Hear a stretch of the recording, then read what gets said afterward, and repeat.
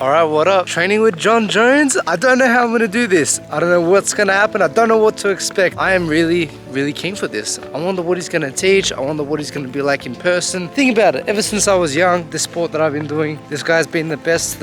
Pound for pound, greatest of all time, if anything. Seeing him in person is gonna be really cool. I see some people in some of the previous seminars that he's done, they don't even use equipment, so I don't know, man. I have no idea what to expect. I'm just gonna rock up, turn up, do my thing.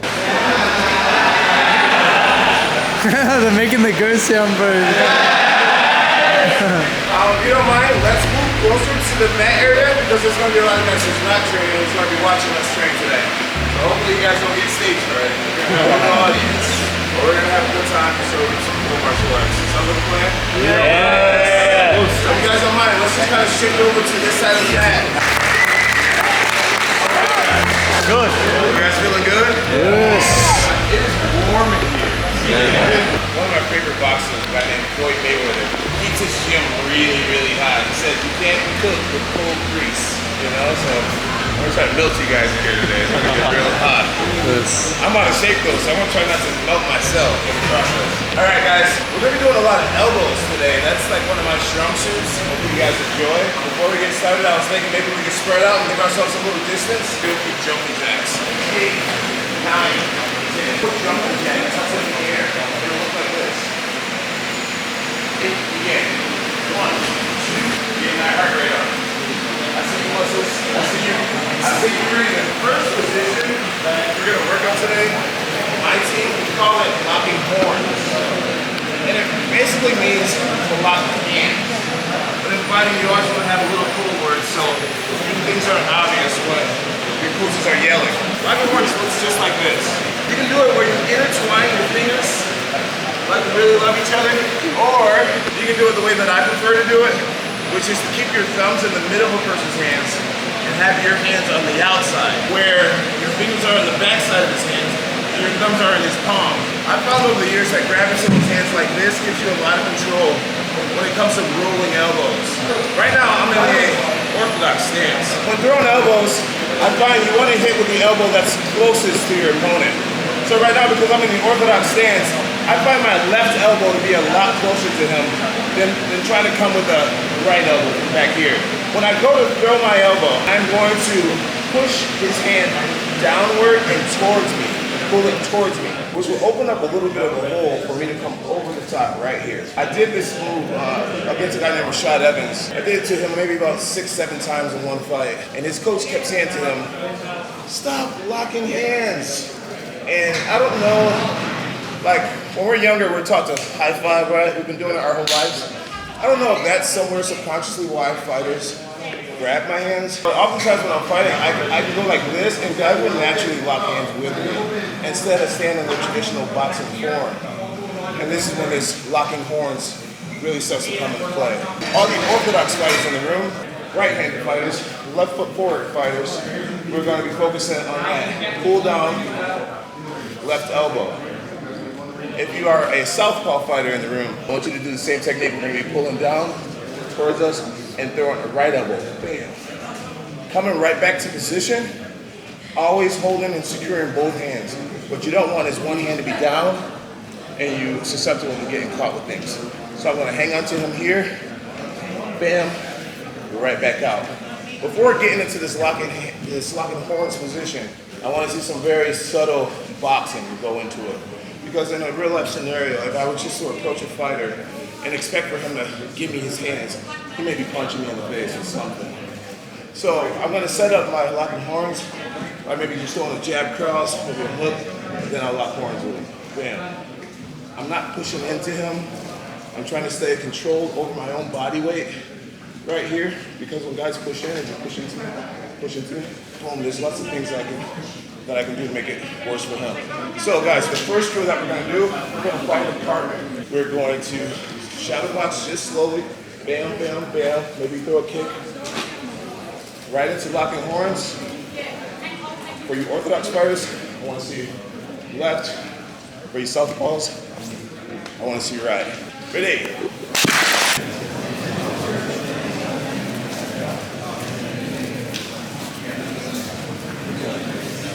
Guys, one minor detail detail that you want to be sure to add is when you go to throw your lead side elbow, step your lead leg in. So if you're fighting with your left foot forward, your locked horns, you want to do a small left step and then retreat, holding both hands at all times. You're going to temporarily let go of the hand that you're elbow with to regain positional control. Aware position. Ready.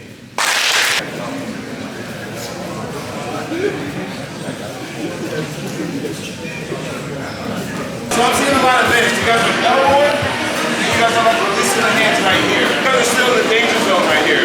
So when you throw that elbow, bam, come back out, holding his hand still. When you're ready to engage from a different distance, then you can back up. But I don't want to see you guys doing is elbowing and then like letting everything go right in here. Or you're still in this danger zone. So we're gonna elbow down, come back out.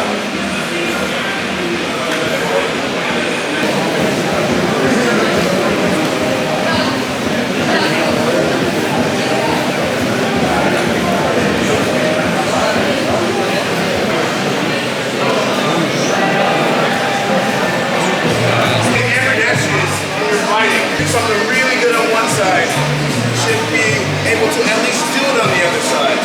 Maybe not as good, but at least be balanced on the opposite side. Okay, so I'm naturally a right-handed fighter. So I'm going to do this initial elbow we talked about, right? A little bit of shadow boxing, just to make it more realistic. I'm going to throw my lead elbow, which is the quicker elbow to throw. But talk about being ambidextrous, we're going to switch stances and throw my right elbow as well. When I switch stances, I'm not going to come high off the ground because there's some really good fighters, especially kickboxers, that are sweeping when you leave that floor. So what I don't want to see is an elbow and like a big switch like this. If I'm standing this tall, when I switch, I'll be this tall. If I'm this short, when I switch, I'll be that short. Right? I try to make it very subtle what my lower body is doing while getting to the thing called my upper body. Right? So we're going to come in, I'm going to grab, I'm going to initiate my lead, I'm going to switch my feet and come with the opposite side. Right back out to a safe distance again. I'm not going to hit here, like let things go. I'm going to hold him in a position where he can't hit me back and I can hit him with two possible elbows. So for you southpaws, you're going to start just like this.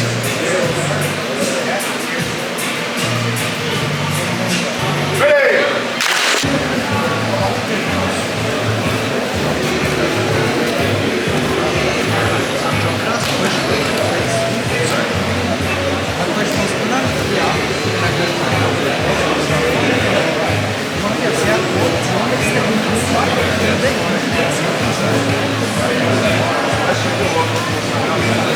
Is it pros and cons to it though? Is it pros and cons to it?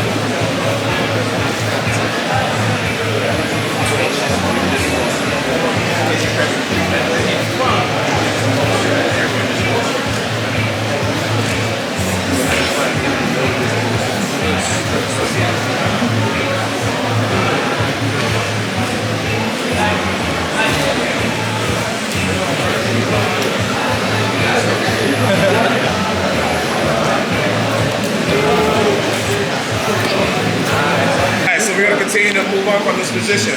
All right, so now we got our shadow boxing into locking horns. We got our rolling elbows.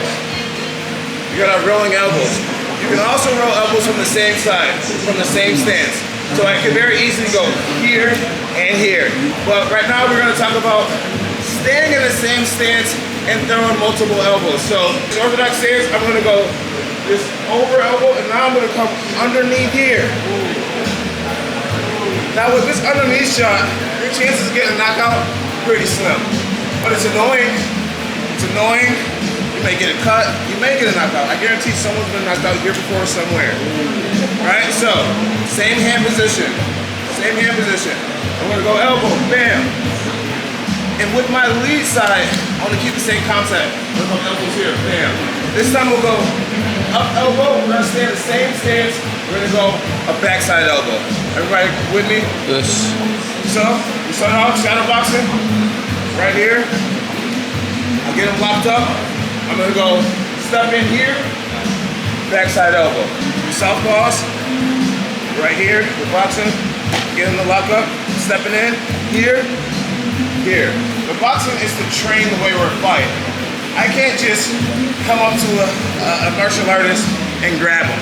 It's not gonna happen, not if he's any good. He's gonna jab me in the face. So I want you guys to get used to making it somewhat realistic.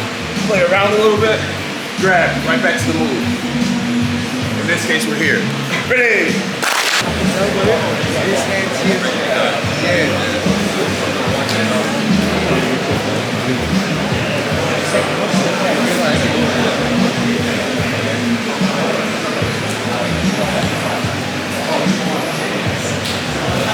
You guys are orthodox fighters and you're finding yourself.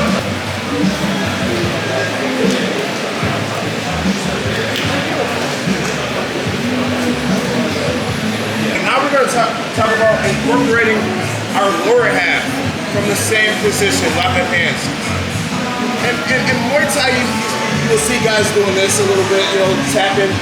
But in MMA and UFC, you don't really see guys doing this often. So for you MMA fighters in the room, I really want to give you guys an upper hand because I don't think a lot of athletes really train specifically in this standing position. It's a little bit more rare. When we just start locking horns, if I get an opponent that pushes into me, I can use my hands to use his momentum against him by just simply going like that. So it's important that I stay under my own center of gravity instead of depending on him and leaning into him. Because this stuff can be very dangerous. I fought a guy named Daniel Cormier some years back, and Daniel was really consistent on pushing into me.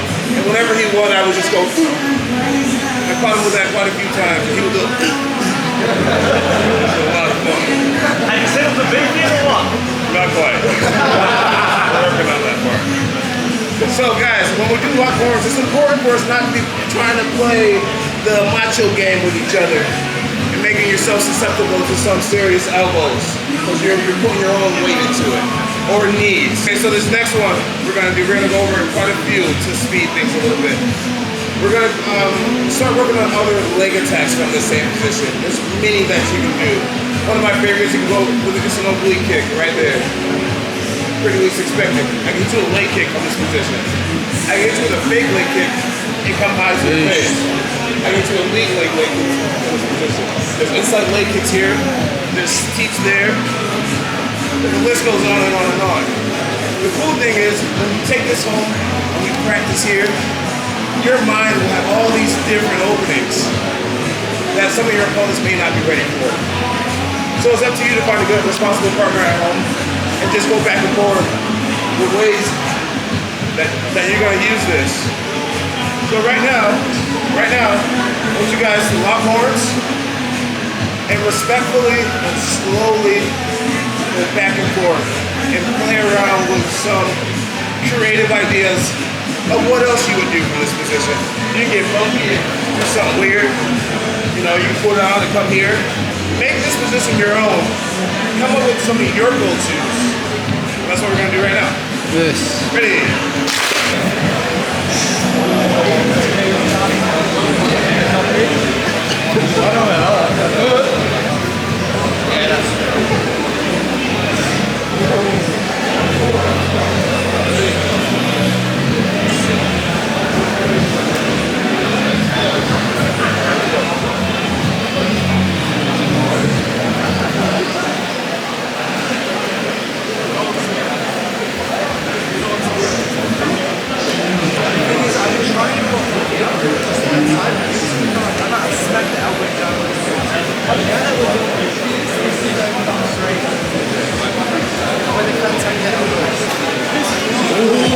That spinning elbow is a little bit more advanced. What I'll do is I'll be in my orthodox stance. I'll come over the top as if I'm trying to shoot for a right elbow, knowing that I'm out of distance, knowing that I'm out of range. I'll lock horns. I'll bring my elbow in here, stepping across, right on that. Once again, orthodox versus orthodox fighter right here. I'm going to pull his arm down, and I'm going to bring my elbow inside right here. Just like I'm throwing an elbow to his face, just out of range. Elbow in, foot in, I'm gonna lower my level and just wing it. You guys got that? Yes. But honestly, right now, I'd love to see you guys using your legs more. Throw a teep to the face, being this close to someone, the higher I lift my knee, the easier it is for me to get my foot up to his face. So instead of focusing on your foot, focus on that knee, that chambering of your knee, and then the leg will do the rest. Ready? If you don't mind, just give the group like 30 seconds of your great technique. Just elbows in there, tricks on thighs. Nice. Beautiful. Guys, this is it. This is the concept right here in a wrestler. This is exactly what it looks like. Guys, give them a round of applause. Alright guys, next move I'm going to go over is one of my signature moves, the spinning back elbow. You guys can watch me fight against Alexander Gustafsson. It saved me from getting my butt whooped. So I want to show you guys some of the mechanics of how to do that move correctly. This move works best when you have people that are in the same stance, like an orthodox fighter versus an orthodox fighter. That's when it works best.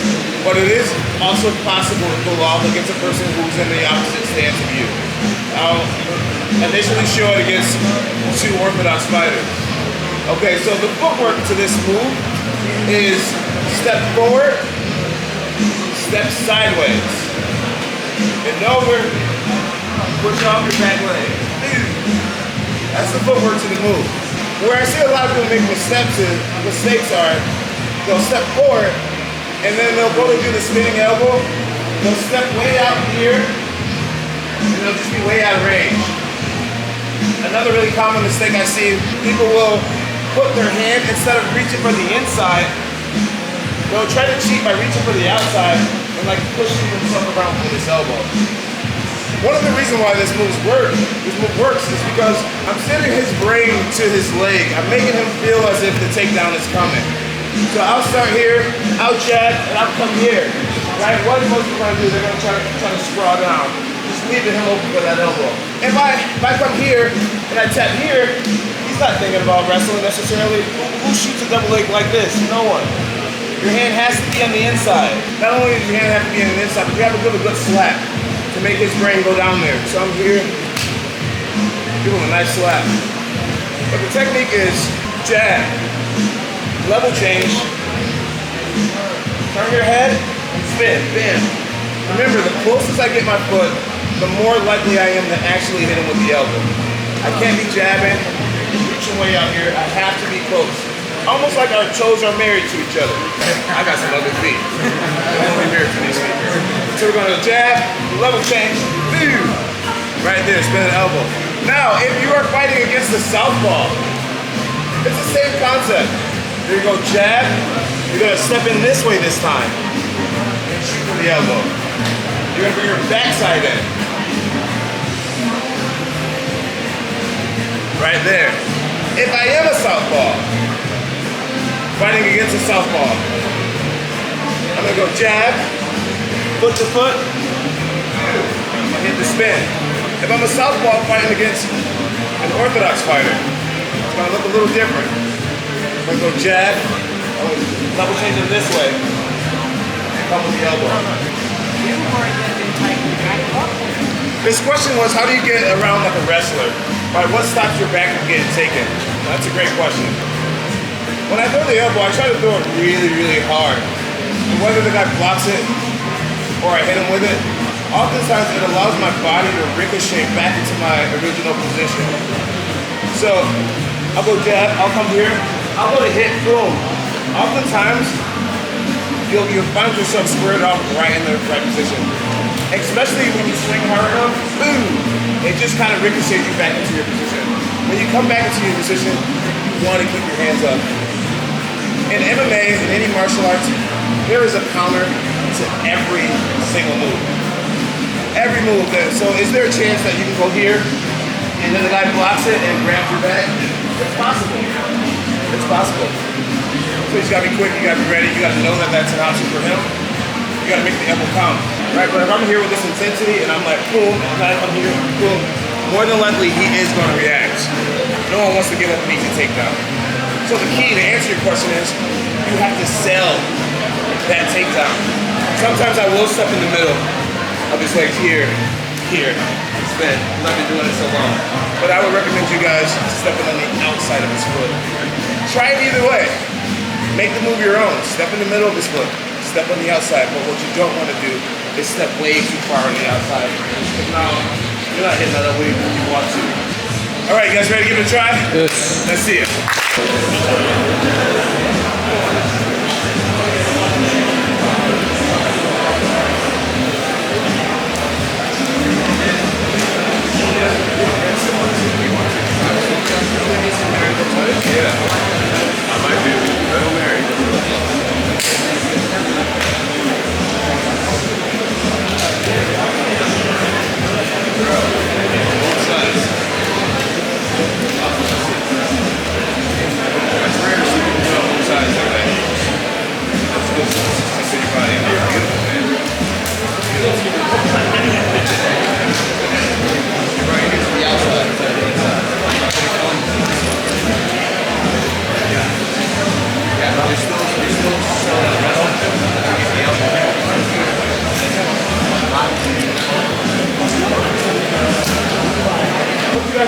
Another new person and see if you can work these moves on a new person.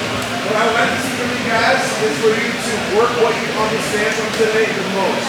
So if that's locking arms, just drill that and go with that. If you like that spin elbow, drill that and go with that. I want to see some creativity. I want to see you guys working with somebody that you do not know. Ready? Oh, take it.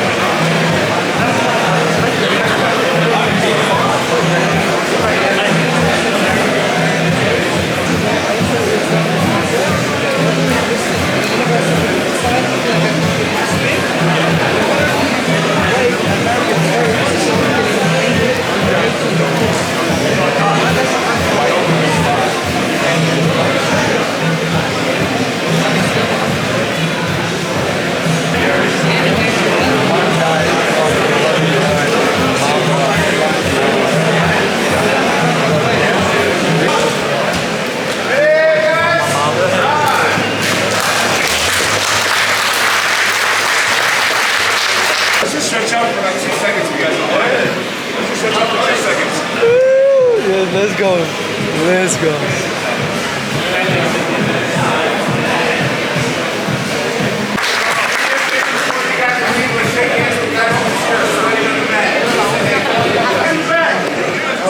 Bro wants to get short all of a sudden. Yeah, we're all short. We're all short. We're all short. Hey. Bro, this photo is not working. This photo is not gonna work. Hey, Neil. They're trying to take a group photo. Bro, no one's listening, bro. I think we get it, man.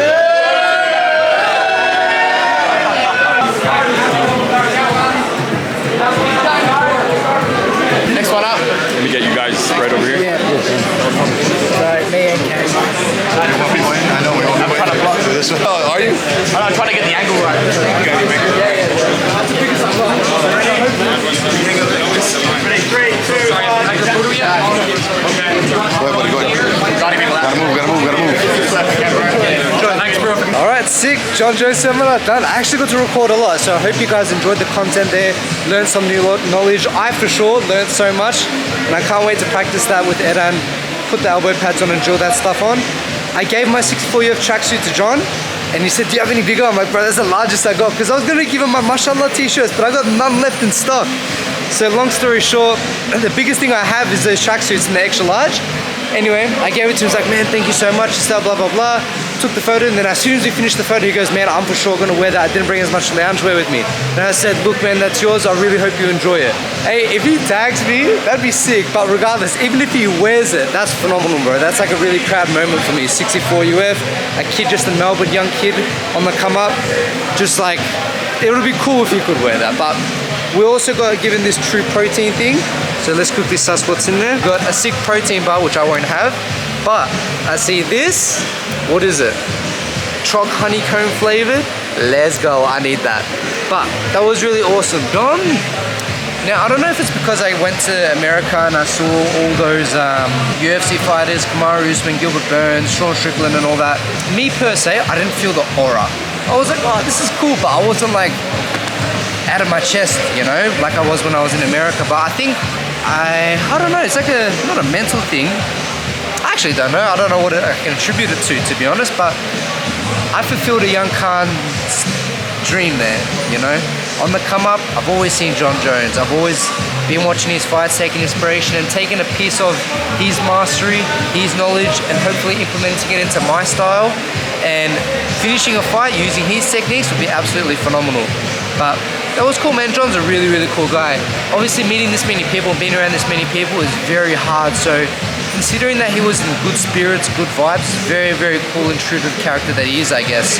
He was very, very cool, down to earth, and just very martial arts thing. Even when I saw him, I went like this. I was like, bowed down a little bit. Just like a bit of martial arts course type thing. And he was retrospective in that. He agreed to me as well. So it was really cool, man. Yeah. Again, I hope you guys enjoyed that. Random ass video, I know. But once in a lifetime opportunity. I hope, Jon, if you're watching this video for whatever reason, you enjoy those 64 UF trackies, and I hope you make the most use out of them. Catch you guys later. Peace.